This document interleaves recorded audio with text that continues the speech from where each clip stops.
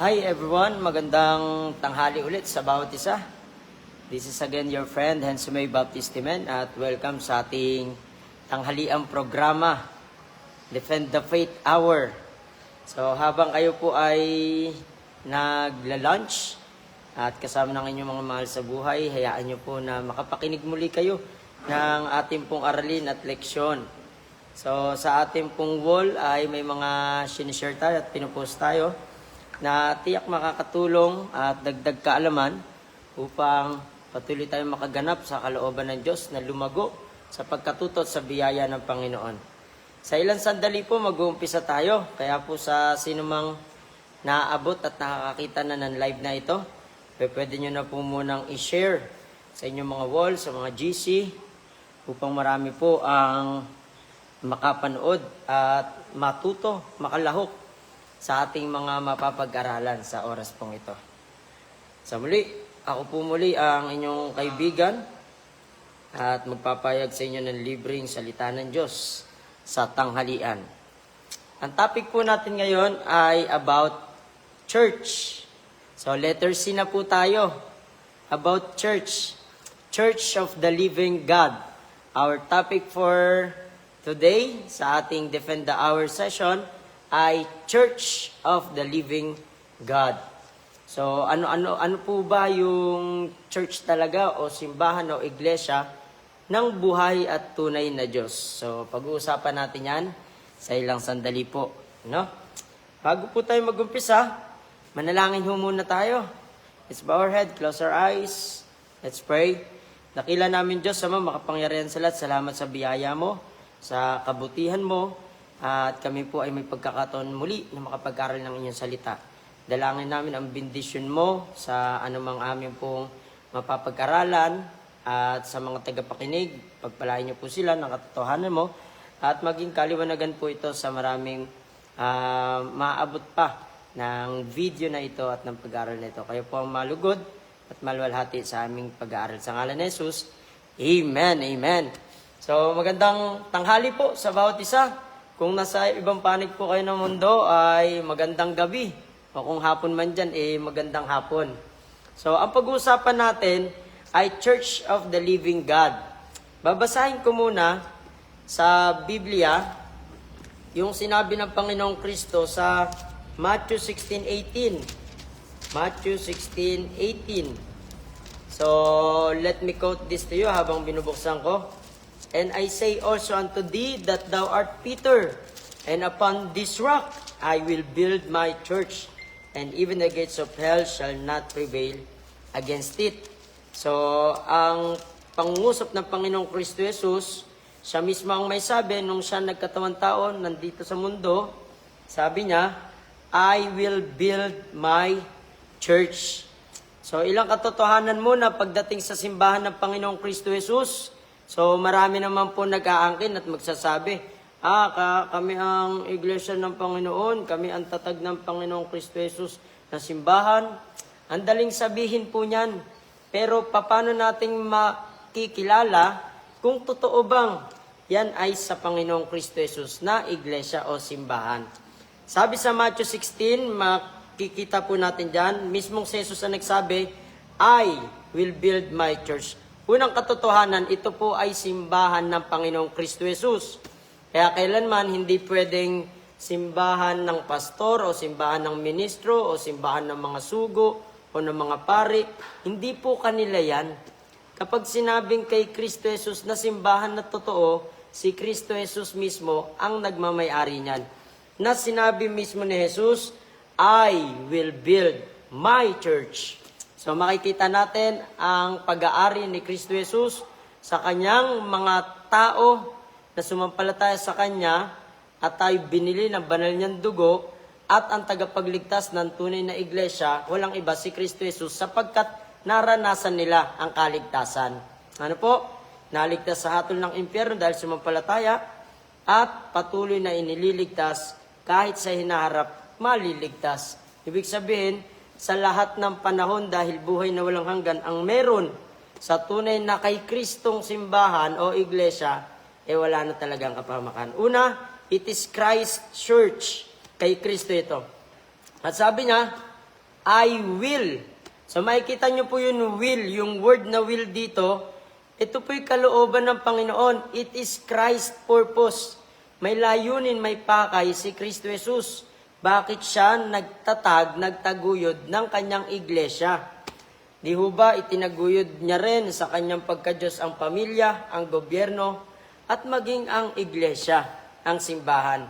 Sabi niya, anong trabaho ni Jesus sa iglesia? I will build my church. Pag tinignan mo sa pag-aaral, word study, ang oikodomia ng build is to edify, patatatagin, pagtitibayin. Sa Matthew chapter 10, tumawag na ang Panginoong Kristo Jesus na mga unang miyembro ng kanyang iglesia o simbahan, at yan ang mga apostoles. At sila po'y sumampalataya sa Panginoong Kristo Jesus. At anong sabi ni Kristo sa Mateo 16:18? Pagtitibayin ko, I will build my church. It is to edify. At yan ay purpose ng Panginoon. Sino po yung church? Hindi po yung building na may tusok-tusok o bilog-bilog o kung ano man disenyo o gusali. Hindi namatay at dumanak ang banal na dugo ni Kristong mahalaga para sa mga semento na binuo, kundi para sa tao na sumampalataya sa Kanya. Ipinagkaloob ang buong pagtitiwala sa sakripisyo ni Kristo doon sa krus, nananalig at nagtitiwala. Kaya pala, napapabautismo, sumusunod at nababago ang buhay. Kasi ito po ay tunay na iglesia, yung tao na sumampalataya sa Panginoong Kristo Jesus. Yung tao na pupunta sa mga gusali, yan po ang church. Yan po ang building. Sila po yung mga tinawag. Hindi po yung literal na physical na building ang church. Ngayon, pwede yan tawagin bahay-sambahan na kung saan nagtitipon ang tunay na simbahan ang mga tao. At anong sabi rito? I will build my church. It is Christ's possession, pag-aari ni Kristo. Kaya nga, ang mga disipulo, kaya nilang iwan ang lahat para kay Kristo kasi alam nila, pag-aari sila ni Kristo. Ang ilan po nagsasabi Kristiyano, pero sa buhay nila, hindi naman nila maipakita na talagang pinag-aarian sila ng Panginoong Kristo Jesus. At ano pa sabi? I will build my church. Ano yung pagtitibay ng Panginoong Kristo Jesus? Yung kanyang iglesia. So, ito po'y tumutukoy sa tunay na iglesia ng Panginoong Kristo Jesus, saan itinatag? Sa Jerusalem. Hindi po kami kailan lang lumitaw. Kailan po yan itinatag? During His earthly ministry. Nung po nagkatawang tao si Kristo, narito siya sa mundo. Narito siya sa lupa. Ano po? My church, 30 to 33 AD. The year of establishment of His church. May yun ibang mga simbahan nagsasabi, 33 AD kami itinatag. Yun the day of Pentecost. Later on na lang pala sila. Kasi dito si Kristo buhay pa. 30 AD. Nung si Kristo Jesus nagkumpisang tumawag ng mga mananampalataya, Kristiyano, tumanggap kay Kristo, called out once to make an assembly. So meron na po at pinagtitibay niya na rito, sinasabi niya, sa Mateo 16:18. At ang church, this is the bride of Christ. The body of Christ, tinatawag rin po ito. So, pag pinag-usapan po ang church ng Panginoong Kristo Jesus, makikilala natin ito at matutukoy natin ito sa mga salita mismo ng Panginoong Kristo Jesus. What is the true New Testament church of the Lord Jesus Christ? In 1 Timothy 3:15, the house of God, which is the church of the living God, the pillar and ground of truth. So, ang simbahan po ay makikita natin, tinawag din siyang bahay ng Diyos. Kasi nananahan ang Panginoong Kristo Jesus sa mga taong sumampalataya sa Kanya. Kaya nga sinabi sa unang Korinto, kayo'y templo ng Diyos. Nananahan na po siya sa atin. Ano po yung meaning ng church? Konting pag-aaral lamang po. The word church comes from the Greek word ekklesia, meaning a called out assembly. Mga tinawag, pinagtatawag. Sa 1 Peter 2:9, tinawag mula sa kadiliman tungo sa kagilagilalas na liwanag ng Panginoong Kristo Jesus. At tumutukoy ito sa visible assembly, nakikita. Kasi nasa mundo, si Kristo Jesus, nasa katawan tao, nung po siya nagtatag, ang kanyang iglesyang tunay ay visible, nakikita. Ano po? Kasi tao ang inaabot, ang tinatawag, at nais ng Panginoon, maligtas ang tao. Kaya po sila ay hinikayat, tinawag ng Panginoon, umalis sa kadiliman at tumungo sa kaliwanagan ng Panginoong Kristo Jesus. A gathered congregation, nagtitipon po sila. Organized believers meeting together. Pag may Kristo Jesus ka sa puso mo at sinusunod mo siya, organisado ka, maisasaayos ka. It is not about the building or denominational name only. Ang daling sabihin, pangalan sa kanilang samahan, Jesus Christ eh. Diba? Pero ang tanong, kay Kristo bang talaga? Diba meron pa nga, Jose Rizal University. Hindi naman nakapangalan como kay Jose Rizal, kay Jose Rizal na. O di kaya, St. Joseph School. Ano ba mahalay dyan ni San Jose? Diba? Ipinangalan lang. Hindi como nakapangalan sa kanilang grupo o simbahan o denominasyon, yun na nga ang tunay na simbahan ng Panginoong Kristo Jesus. The New Testament Church of the Lord Jesus Christ. Hindi po siya government religion. At hindi po siya pangkalahatang hindi nakikitang samahan. Kasi po, ito po ay, sabi rito, visible, organized, called out assembly. Ano po yung marks of the true New Testament Church? Ito po, kaunti lamang po itong marka na makikita nyo sa tunay na iglesia. Number 1, it is founded by Jesus Christ. Upon this rock, tinutukoy ni Kristo ang sarili niya. Kagaya nung sinabi niya sa John, destroy this temple, and after 3 days I will raise it up. Tinutukoy niya ang kanyang katawan, ang kanyang sarili. Kagaya ng sinasabi niya rito sa Matthew 16:18, upon this rock, I will build, patatatagin ko ang aking iglesia. So, oikodomio, pagtitibayin. The true church began with Christ Himself. Si Kristo na tagapagtatag at itinatag niya ito sa kanyang sarili mismo na matibay na bato. The rock that is higher than I, sabi ni David, walang iba ang Panginoong Kristo Jesus. In 1 Corinthians chapter 10 verse 4, for they drink of that spiritual rock that followed them, and that rock was Christ. Si Kristo Jesus po yung matibay na bato kung saan doon nakatayo ang kanyang iglesia na pinagmumulan, haligi at sahig ng katotohanan. Kasi naroon ang katotohanan, kasi si Kristo ang katotohanan, nakasalig ang iglesia sa katotohanan ng salita ng Panginoon. Pangalawa, Christ is the head of this church. Walang ibang puno o pinuno ng tunay na iglesyang kay Kristo kundi siya mismo. So kung yun iba may mga papa sila, so yun iba may mga huling sugo, so yun iba may mga huling propeta. Pero sa tunay na iglesia ng Panginoong Kristo Jesus, walang ibang puno o pinuno kundi si Kristo Jesus. At sa kanyang pamumuno, nagtatalaga siya. And He gave some apostles, some prophets, some evangelists, some pastors and teachers for the perfecting of the saints, for the edifying of the body of Christ, para pagtibayan ang church sa kaayusan sa pamunuan ni Kristo. Nagtalaga siya ng mga pastor, ng mga mangangaral, ng mga ebanghelista. Nung unay, nandyan ang mga apostoles at ang mga propeta sa bagong tipan na pinamumunuan ng Panginoong Kristo Jesus. Hindi po ng kung sinong sikat na tao, o ng kung sinong papa, o konseho, o gobyerno, kundi si Kristo. Number 3, it is built on biblical doctrine. Ito po ay pinagtitibay at binuo, lumalago sa doktrina ng Panginoong Kristo Jesus. Kaya mahalaga yung katuruan. Kaya pag mali ang katuruan, lihis sa Biblia, mag-isip-isip na po tayo, di ba? Kasi kung yung Espiritu ni Kristo ng katotohanan na nasa sa atin, tinanggap natin siya, gagabayan kanya sa katotohanan. Kaya nga, meron pala siyang utos sa 2 Corinthians 6:17, come out from among them. Pag alam mong nasa malikan simbahan o kalipunan, alis ka na. And be ye separate, sabi ng Panginoong Kristo Jesus.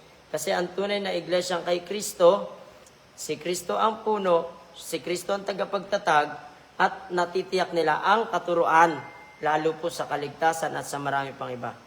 Acts 2:42, and they continued steadfastly in the apostles' doctrine. Sa doktrina po, nagpatuloy at tumibay ang mga apostoles. Hindi po sa mga tradisyon o mga nakasanayan kinamulatang gagawin. O di kaya kung ano lang yung gusto nilang gagawin sa kanilang mga kalipunan o simbahan. Kaya masisiyasat mo kung talagang kay Kristo yung simbahan. Kung sila ay nagpapatuloy ng masigasig at matibay sa doktrina ng mga apostoles na mula kay Kristo. Acts chapter 1 verse 2 to 3, di ba? Nagbigay ng kautusan si Kristo sa pamagitan ng banal na spirito. At ang banal na spirito sa John chapter 14 ang magpapaalala lahat ng inutos at tinuro ng Panginoong Hesus. Matthew 28:19 to 20, ituturong sundin lahat ng iniutos ko, sabi ni Jesus. Wala siyang nakalimutan, kaya hindi mo na kailangan ng magisterium o kung ano mga tradisyon. Sapat ang Biblia, walang nakalimutan si Jesus na ipasulat para maintindihan at masundan ng mga mananampalataya ang kanyang kautusan. Kaya malinaw po yan. We are built on biblical doctrine. Number 4, ang practices po nila ang ginagawa sa Church ng Panginoong Kristo Jesus sa Bagong Tipan, believers baptism. Ang practices nila ay believers baptism. Sa Acts chapter 8 verse 36 to 38, ang baptism ay kasunod lamang ng kaligtasan o salvation ng isang tao. Matapos mong tanggapin si Kristo, ikaw pa lamang ang pwedeng bautismuhan sangayon sa banal na kasulatan. At paano yung tamang bautismo? Inilulubog sa tubig, itinutubog. Hindi po winiwisikan o pinapahid-pahiran o binubuhusan ng bunbunan. Ito po ay itinutubog kasi inilalarawan ang kamatayan ni Kristo Jesus, ang pagkalibing at ang muling pagkabuhay. Kaya po, lumusong sa tubig maski si Jesus, Matthew chapter 3, nung siya ay binautismohan, pagdakay umahon sa tubig. So hindi mailalarawan ang muling pagkabuhay kapag binuhusan lang sa bunbunan o winiwisik-wisikan. Ano po? Sa simbahan ng kay Kristo Jesus na totoo, ang kanilang bautismo ay mananampalataya muna, tinanggap niya si Jesus, kaya siya babautismuhan. Ano ang makakahadlang para ikaw ay bautismuhan? Sabi po ni Felipe, maliban kung ikaw ay sumasampalataya sa Panginoong Kristo Jesus. Sumasampalataya yung eunuko, kaya siya ay binautismuhan na. Panglima, the true New Testament Church of Christ. Siyasatin nyo na, hindi na muna ako magbibigay ng denominational label o identification o pagkakakilanlan. Kasi kami, ang pagkakakilanlan namin ay mga Baptist. Hindi ko na muna ibibigay yan. Pero ito yung makikita ninyo sa tunay na kay Kristong simbahan. It preaches salvation by grace through faith. Ipinapangaral na ang kaligtasan ay biyaya ng Diyos sa pamagitan ng pananampalataya. Walang halong mga gawa ng tao o wala kang parte dito kasi ito ay gawa ng Diyos. Biyayang buong-buong ibinibigay sa iyo sa pamamagitan ng ikaw ay susampalataya sa Panginoong Kristo Jesus. It is not by works, not by sacraments, not by rituals, not by church membership. May mga nagtuturo na mali. Ang sabi, umanib kayo dito, para kayo maligtas. Mali po yun. Sundin nyo yung mga ganitong sakramento para kayo ay maligtas. Maling-mali po yun. Ang Biblia nagtuturo, Ephesians 2:8 and 9, for by grace are ye saved through faith. Yung kaligtasan doon, yung naligtas sila doon, ay sa biyaya ng Diyos. Sa pamamagitan, through faith. Sa pamamagitan ng pananampalataya. Hirap na hirap ang maraming relihiyon, manampalatayang buo at lubos sa Panginoon. Kasi iniisip nila, paano naman yung mabait nga ako, nagpapatayo nga ako ng mga kapilya, paano naman yung marami ako natulungan. Walang kwenta lamang pala yun pagdating sa kaligtasan. Paano naman yung mga pinagagawa ko na mga ritual o sakramento? Sa usapin ng kaligtasan ng iyong kaluluwa, yes, masamang balita, baliwala lahat ng yun. Walang magagawa ang ating anumang ginagawa para maligtas natin ang ating sarili sa hatol ng impyerno at nagbabadyang kaparusahan doon. Tanging si Kristo Jesus lamang ang tagapagligtas. Acts 4:12, wala nang ibang pangalan sa silong ng langit o kapangyarihan na sukat nating ikaliligtas, kundi sa pamamagitan lamang ng Panginoong Kristo Jesus. Acts 16:31, believe on the Lord Jesus Christ, and thou shalt be saved, and thine house. Sumampalataya ka sa Panginoong Kristo Jesus, maliligtas ka. Pang-anim, it has two ordinances. Yung tunay na kay Kristo Jesus, yung New Testament Church, bagong tipang iglesia ng Panginoong Kristo Jesus, ang dalawang ordinansang ginaganap niyan ay bautismo, dapat sinusunod yan. Kapag meron ng sumampalataya kay Kristo, pwede ng bautismohan. Pangalawa, ang Lord's Supper, pag-ala-ala sa sakripisyo ni Kristo Jesus hanggang sa muli niyang pagbabalik. Matthew 28:19 and 1 Corinthians 11:23-26. Number 7, the true New Testament of the Lord Jesus Christ practices holiness and separation. Ginaganap ang kabanalan at pakikipaghiwalay sa mga maling gawain, maling katuruan, at maling pamumuhay. 2 Corinthians 6:17, come out from among them and be ye separate. Makihiwalay kayo.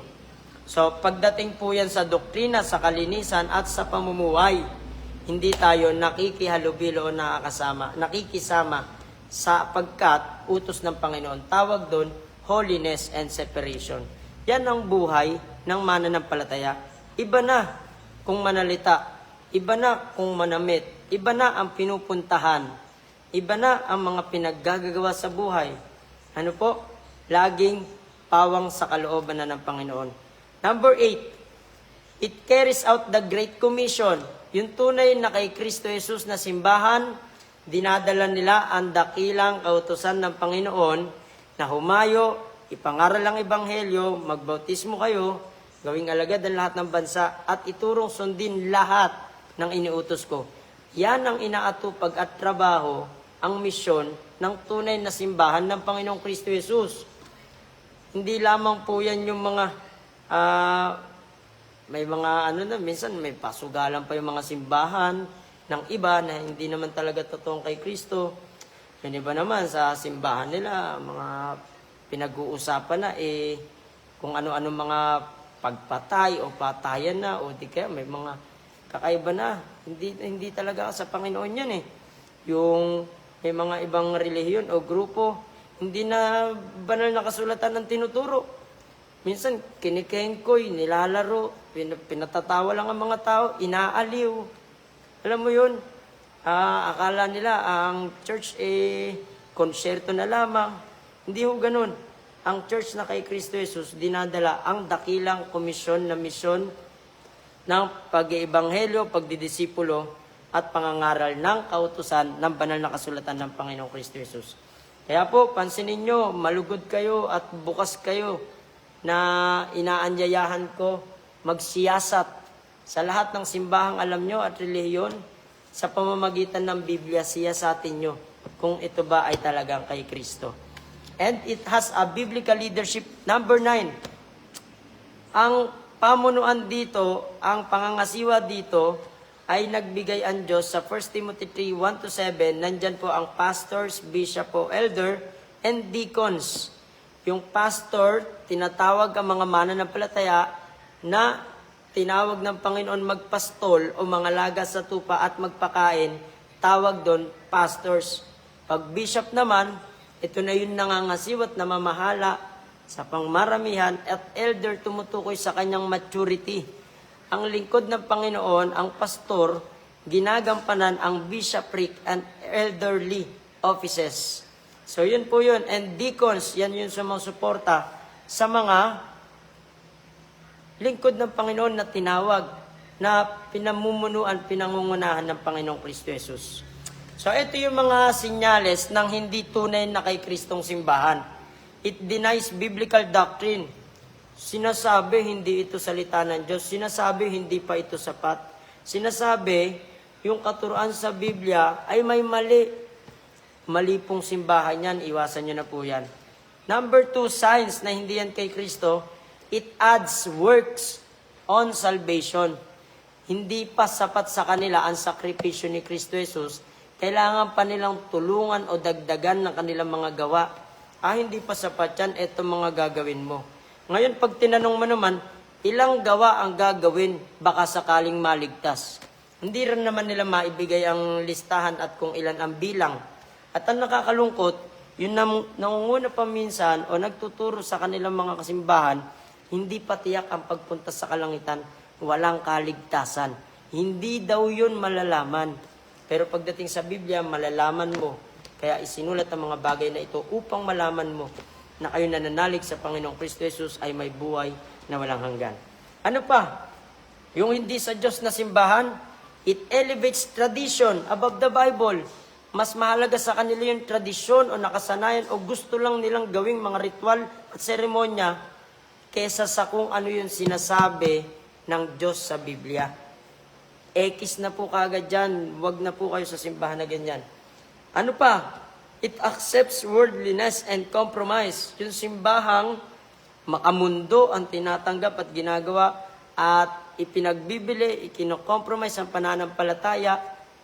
Hindi ang Diyos ang pinaninindigan o tila ba madali niya na lamang iwanan ang katotohanan ng Panginoong Kristo Jesus, tinatanggap niya yung alok ng mundo, yung lust of the flesh, lust of the eyes, and the pride of life, ay umiwas po kayo sa ganyan simbahan.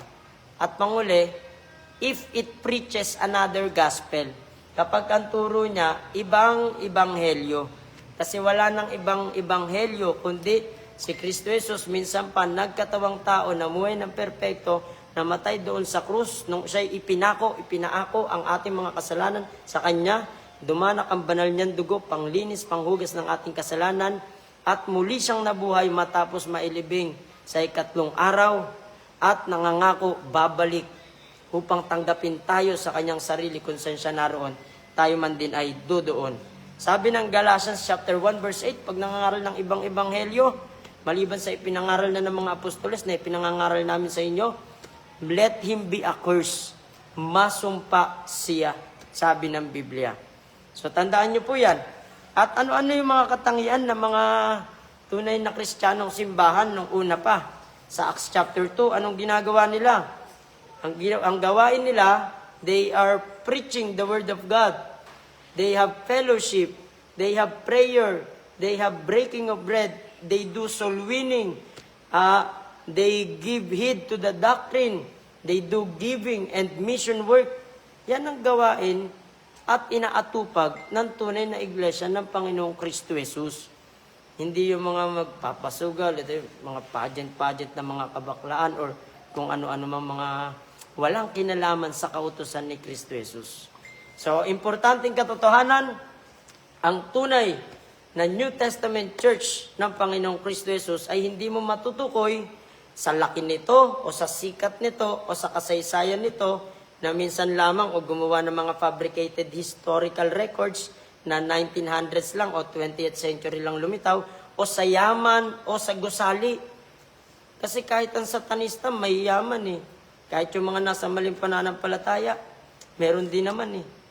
Lahat naman may kasaysayan eh. Pagdating sa kasaysayan, banggaan, siraan. Diba? Inconsistencies. So pagdating sa kasikatan, lahat naman may kanya-kanyang sikat na personalidad. Pero pag kay Kristo, totoo, walang ibang pinasisikat dito, kundi si Jesus. Sapagkat pag itinataas si Kristo Jesus, ang tao ay nahihikayat at naliligtas dahil sumasampalataya kay Kristo Jesus. Basahin ko sa inyo yung John chapter 3, verse 14. Tignan nyo, pagka tinataas si Jesus, and as Moses lifted up the serpent in the wilderness, even so must the Son of Man be lifted up. Ang tunay na iglesyang sa Panginoong Kristo Jesus, siya ang nagtatag at siya ang pundasyon. Pangalawa, itinuturo ang tamang daan ng kaligtasan. Wala nang iba sa Panginoong Kristo Jesus. Pangatlo, itinataas ay si Kristo Jesus lamang. Kasi pag itinataas si Kristo Jesus, sabi sa 15 ng John chapter 3, that whosoever believeth in Him should not perish, but have eternal life.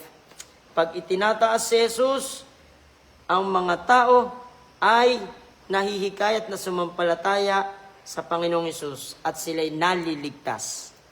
Kaya po, sa tunay na simbahan ng Panginoong Kristo Jesus, matutukoy mo Si Jesus ba ang pangunahing pinangangaral o ang kanilang simbahan lang o ang kanilang mga ritual lang o ang kanilang mga seremonya lamang o ang kanilang gusto lamang? Kasi sa Biblia, kahit sila ang mga apostoles, ang pangunahing pinangangaral si Jesus na tagapagligtas ng sanlibutan. Kaya po, tandaan niyo po, ang tunay na Kristiyanong nasa tamang kalipunan o simbahan, alam niya yung biblical doctrine, biblical authority, biblical practice, and biblical gospel. Ano ba yung sikat na simbahan ngayon? Hindi po yan ang tanong, kundi ano po yung simbahang matutukoy mo sa ipinapakita ng banal na kasulatan ng Biblia. Kasi matalino ang Panginoong Hesus. Hindi niya hayagan binigyan ng opisyal na pangalan ang kanyang simbahan, pero matutukoy mo. Sila'y tupa ng Panginoon, nakikinig kay Hesus, may buhay na walang hanggan, kailanman hindi malilipol. Sa pagbubuod ng aking ibinabahagi sa inyo, ang tunay na iglesyang itinatag ng Panginoong Kristo Jesus o simbahan, ito po ay may katiyakan ng kaligtasan sapagkat tinayak ni Kristo na maging ang tarangkahan ng Hades o impyerno, hindi makakapanaig laban dito. Bakit? Sumampalataya kay Kristo at may buhay na walang hanggan, pinatatawad sa kasalanan, pinangakuan na balang araw may lugar sa kalangitan at susunduin ni Jesus. Tiyak na maliligtas ang tunay na iglesia ng Panginoong Kristo Jesus, hindi dahil nakalagay sa pangalan, kundi dahil sila ay sumampalataya sa Panginoong Kristo Jesus lamang, sapagkat sa Jesus lamang ang daan, katotohanan at ang buhay. Ano po? May katiyakan ng kaligtasan ang tunay na iglesyang kay Kristo Jesus. Pangalawa, may katawagan ng pagkakakilanlan bilang mga Kristiyano na naitala sa kasaysayan at sa kasaysayan din ng Biblia.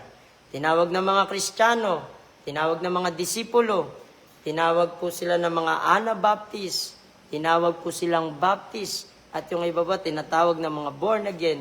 Yung tunay na may katiyakan ng kaligtasan sa kanilang puso dahil sumampalataya kay Jesus, yan po ay matatawag natin mga kapatid natin kay Kristo Jesus. So, ang tunay na iglesia ng Panginoon, may katiyakan ng kaligtasan, sabi ni Jesus, hindi makakapanig laban ang tarangkahan ng impyerno. Pangalawa, katawagan ng pagkakakilanlan, makikita mo sa buhay ang kabanalan, ang transformation, ang kinaibahan, ang malaking pinagbago, kasi si Kristo ang sinusunod at inahayaan si Kristo ang mabuhay sa kanilang mga buhay. Pangatlo, may kaisahan ng doktrina batay sa banal na kasulatan. May kaisahan ng doktrina batay sa banal na kasulatan. Pinapaniwalaan na ito ay salita ng Diyos na naisulat at ito po ang pamantayan ng kanyang pamumuhay. Na sinasabi ng Panginoong Hesus, search the scriptures, for in them you think ye have eternal life. Alam mo dyan, may buhay na walang hanggan ka. At ang mga bagay nito ang nagpapatotoo sa akin, and they are they which testify of me. Sabi ng Panginoong Hesus. So, sa oras pong ito, yung simbahang kinaaniban mo, siyasatin mo kung tunay bang kay Kristo. Kung hindi, manalangin ka sa Panginoon, magkumpisan tanggapin mo muna si Jesus, and the Lord added to the church, hayaan mong idagdag ka ng Panginoong Hesus sa kanyang tamang iglesia. At ngayon naman, kung nasa tama ka ng simbahan ng Panginoong Hesus, kung saan kanya idinagdag at inilagay, hayaan mo ang Panginoong Hesus, diyan ka palaguin. Pagka tinutulan mo yan, magiging miserable ang buhay mo, malulungkot ka, hindi mo maranasan ang pagpapala mo, hindi mo may enjoy ang magandang mga biyaya ng Panginoon na inilaan kasi siya na ang nagdesisyon sa'yo na patnubayang kadalhin sa tamang kalipunan o simbahan. Acts 17:11, ang mga Bereans, kaya welcome sa Berean Room Study live today. They received the word with all readiness of mind and searched the scriptures daily, whether those things were so. Yan ang gawain ng tunay na mga disipulo ng Panginoong Kristo Jesus. Gaya ng bagong silang na sanggol, nasain mo ang gatas na sincero ng salita ng Diyos. Yung bata, hindi mo na yung pipilitin dumede ng gatas. Alam ng batang pangangailangan niya at dedede, kakain at kakain yan. Kasi likas sa kanya bilang bata para lumago. Ang mga Kristiyanong totoo, likas sa kanya na saliksikin ang banal na kasulatan. At diyan niya natatagpuan ang nourishment, kalusugan sa kanyang buhay Kristiyano at pisikal na pangatawan. At na-enjoy niya ang oras kasama ng Panginoon sa kanyang pagsasaliksik sa sinasabi ng dakilang Diyos. So sa oras pong ito, maraming salamat sa bawat isa. At kung kayo may katanungan, huwag kayo mahihiya, pwede kayo mag-PM o mag-comment dyan. At gumagawa rin tayo ng mga reaction or commentary videos. So pag marami pa tayong pagkakataon, gagawa pa tayo. So muli, maraming salamat. This is Senso May Baptist Amen. At welcome po kayo lagi sa ganitong programa. Berean Room Live at Defend the Faith Hour. So may kanilaman sa doktrina ng ating pinag-usapan, The Church of the Lord Jesus Christ na kanyang itinatag. God bless you all po. Let me pray. Dakilang Diyos, Ama, pagpalain niyo po ang anumang amin na pag-aralan at ang mga kung anuman ang naipaabot o dumating sa kanilang mensahe, patuloy na banal na Espiritu ang magpaliwanag at gisingin ang mga puso na nasa tunay na iglesia na maging masigasig pa na maglilingkod po sa iyo, na hindi po matututulan ng mga tarangkahan ng impyerno. At marami pa pong maligtas, magliwanag po ang iglesia mo totoo. Sa ngalan ni Jesus na po ang aming dalangin. Amen. God bless you all po.